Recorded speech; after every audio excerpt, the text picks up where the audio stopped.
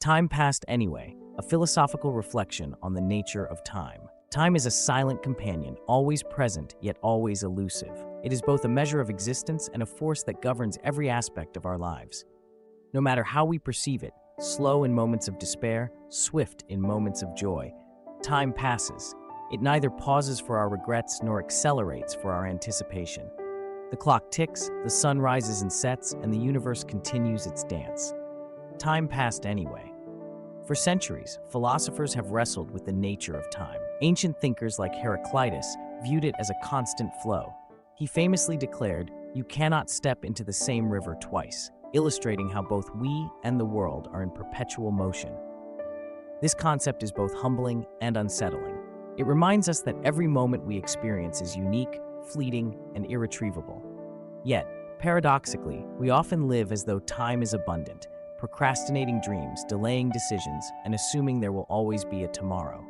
But the river flows on, indifferent to our plans. The Stoics offered a pragmatic approach to this reality. Marcus Aurelius, the Roman emperor and philosopher, urged us to live with an awareness of time's fragility. In his Meditations, he wrote, "Do every act of your life as though it were the last." For the Stoics, time was a tool to align our actions with our values, to focus on what we can control, and to let go of what we cannot. Yet even the most disciplined Stoic could not stop the inevitable march of time. Time passed anyway. Modern science has further complicated our understanding of time. Albert Einstein's theory of relativity revealed that time is not absolute but relative, bending and stretching depending on speed and gravity. While these concepts might seem distant from our daily lives, they remind us that time is far more complex than the ticking of a clock. Henry Bergson, a 20th century philosopher, distinguished between measurable time, quantifiable, linear, and lived time, which is subjective and qualitative. Think of how a joyful hour feels like a fleeting moment, while an hour of boredom feels like an eternity.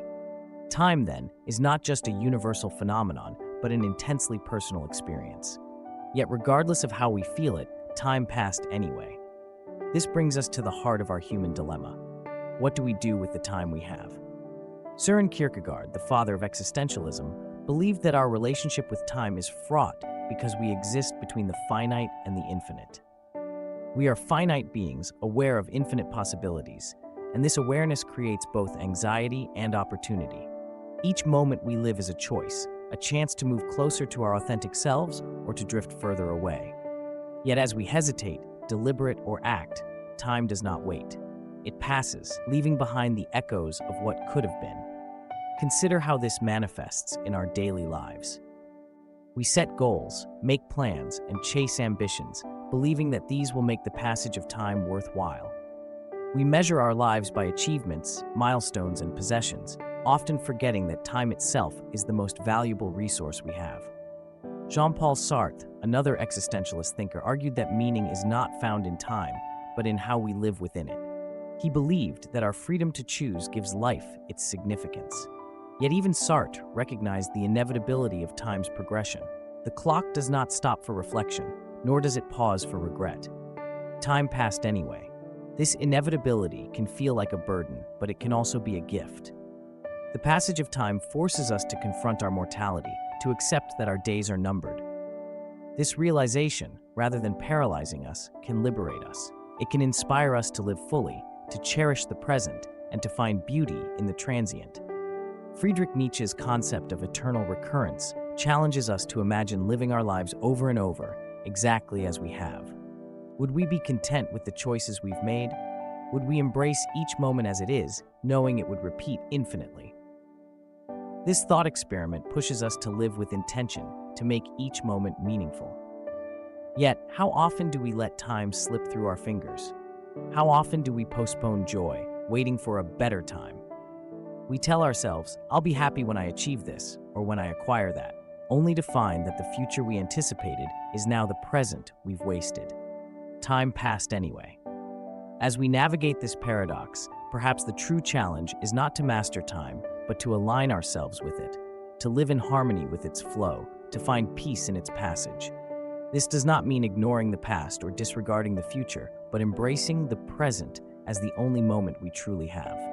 So what will you do with the time you have?